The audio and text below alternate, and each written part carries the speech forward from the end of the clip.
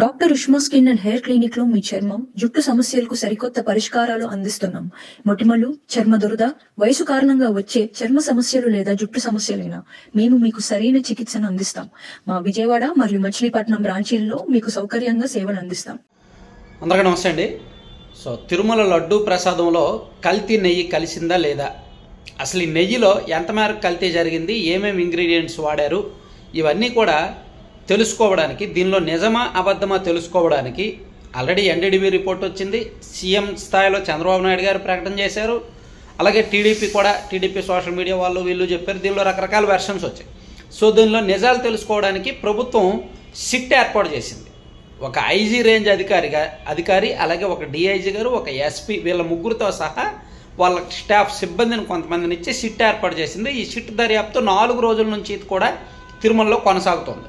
వాళ్ళు already AR foods డైరీకి వెళ్ళారు. అలాగే తిరుమలలో లడ్డు తయారీ కేంద్రం పరిశీలించారు. ఇవన్నీ కూడా దర్యాప్తు కొంచెం వేగంగానే జరిగింది. ఎక్కడ నాన్ స్టాప్గా వాళ్ళు ఈవెన్ తిరుపతి పోలీస్ స్టేషన్లో కొంతమందిని రాత్రి నైట్ వరకు కూడా విచారించిన సందర్భాలు ఉన్నాయి. 4 రోజుల్లోనే, అంటే వాళ్ళు ఒక 10-15 డేస్లో కంప్లీట్ రిపోర్ట్ ఇచ్చేయాలి అనే టార్గెట్గా పనిచేశారు. ఎందుకంటే ఒక సెన్సేషనల్ ఇష్యూ కాబట్టి. అయితే ఈ దర్యాప్తు అర్ధంతరంగా ఆగిపోయింది. ఎందుకంటే సుప్రీంకోర్టులో ఈ కేసు విచారణ దశలో ఉంది. సుప్రీంకోర్టు ఏ తీర్పు ఇస్తుందో చెప్పలేం. మ్యాక్సిమం సిట్ దర్యాప్తునైతే సుప్రీంకోర్టు అంగీకరించదు.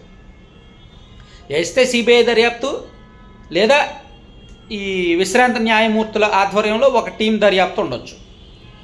సో అలాగే కేంద్ర ప్రభుత్వానికి సుప్రీంకోర్టు నోటీసులు ఇచ్చింది కాబట్టి కేంద్ర ప్రభుత్వం కూడా సిబిఐ దర్యాప్తు చేయిస్తాము అని దానికి అనుకూలంగా ఉండొచ్చు. సో ఎప్పుడు కూడా సుప్రీం స్థాయిలో ఉన్నప్పుడు సిబిఐ విచారణకే ఎక్కువగా మొగ్గు చూపుతారనమాట. ఎందుకంటే కేంద్రం స్థాయి దర్యాప్తు సంస్థ కాబట్టి. సో అందుకే సుప్రీంకోర్టు ఒకవేళ సిబిఐ విచారణకు ఆదేశిస్తే ఎలాగో వాళ్ళు రంగంలోకి దిగుతారు కదా, అప్పుడు మళ్ళీ మొదటి నుంచి మొదలు పెడతారు. ఎందుకులే ఈలోగా. అలాగే సుప్రీంకోర్టు కూడా సిట్ విచారణ విషయంలో కొంచెం ఆక్షేపణ వ్యక్తం చేయడం, ఆధారాల మీద, ఆ ప్రకటన మీద రకరకాల సందేహాలు, ప్రశ్నలు వ్యక్తం చేసింది కాబట్టి ఈ ఓవరాల్ ఇష్యూలో ప్రభుత్వం కొంచెం ఎదురు దెబ్బ తినే అవకాశం ఉంది. కాబట్టి ప్రస్తుతానికైతే సిట్ దర్యాప్తు ఆపేశారు. సో నాకు తెలిసినంత వరకు ఏంటంటే సుప్రీంకోర్టు సిబిఐ దర్యాప్తుకి ఇచ్చే అవకాశం ఉంది. అలాగే ఈ ఇష్యూలో ఎవరు మాట్లాడొద్దు, సైలెంట్గా ఉండండి, పూర్తిగా సిబిఐ రిపోర్ట్ వచ్చే వరకు, తుది తీర్పు చెప్పే వరకు కూడా ఈ ఇష్యూలో ఎవరు మాట్లాడొద్దు అని చెప్పే అవకాశం ఉందన్నమాట. అంటే సింపుల్గా చెప్పుకోవాలంటే ఈ ఇష్యూని రాష్ట్ర ప్రజలు ఎంత తొందరగా మర్చిపోతే అంత మంచిది. 2 రాజకీయ పార్టీలు కూడా దీనిలో ఇరుక్కున్నాయి. సుప్రీంకోర్టు తీర్పు వయా మీడియాగా వచ్చిన, ఎందుకంటే ఇప్పుడు ఆల్రెడీ నిన్న రకరకాల వాదనలు వచ్చాయి. ప్రభుత్వానికి సుప్రీంకోర్టు అనేక ప్రశ్నలు సంధించింది. వాటన్నింటికీ కూడా లాజికల్ సమాధానాలు ఉన్నాయి తప్ప లీగల్ సమాధానాలు లేవు. చాలా వరకు లాజికల్ సమాధానాలే ఉన్నాయి. ఆల్రెడీ వాడేసిన లడ్డూలు, అంటే తయారు చేసిన లడ్డూలు, వాడేసిన లడ్డూల్ని మీరు చెక్ చేశారంటే వీళ్ళు చెక్ చేయలేదు. సో వాటిలో నాణ్యత పరీక్షలు ఎలా చేస్తారు? ఉంది అని చెప్తున్నారు, ఎన్డీడీబీ రిపోర్ట్ చూపిస్తున్నారు. మరి మీరు ఎన్డీడీబీ కాకుండా సెకండ్ ఒపీనియన్ తీసుకోవచ్చు కదా అని సుప్రీంకోర్టు అడిగింది. సెకండ్ ఒపీనియన్ వాళ్ళు తీసుకోలేదు, కానీ ఎన్డీడీబీ రిపోర్ట్ ఉంది. వీళ్ళేమో ఎన్డీడీబీ రిపోర్ట్ నమ్ముతారు, సుప్రీంకోర్టు ఏమో సెకండ్ ఒపీనియన్ అడుగుద్ది. ఇట్లా దీని మీద భిన్నాభిప్రాయాలు వ్యక్తం వస్తున్నాయి.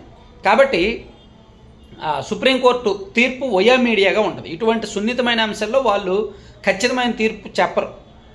సో వయా మీడియాగా ఉండడం, అలాగే సిబిఐ ఇన్వెస్టిగేషన్కి ఆదేశించడం, ఇవన్నీ జరుగుతాయి. కాబట్టి ఈలోగా సిట్ దర్యాప్తు ఎందుకులే అని ప్రభుత్వం ఆలోచించి ఇందాక ఈరోజు మధ్యాహ్నమే డీజీపీ ద్వారకా తిరుమలరావు గారే స్వయంగా ఆయనే ప్రకటించారు. సిట్ దర్యాప్తు తాత్కాలికంగా నిలిపివేస్తున్నాము అని చెప్పారు.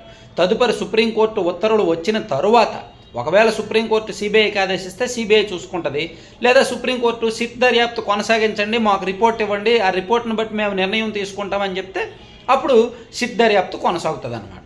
సో ప్రస్తుతానికైతే దర్యాప్తు ఆగినట్టే లెక్క.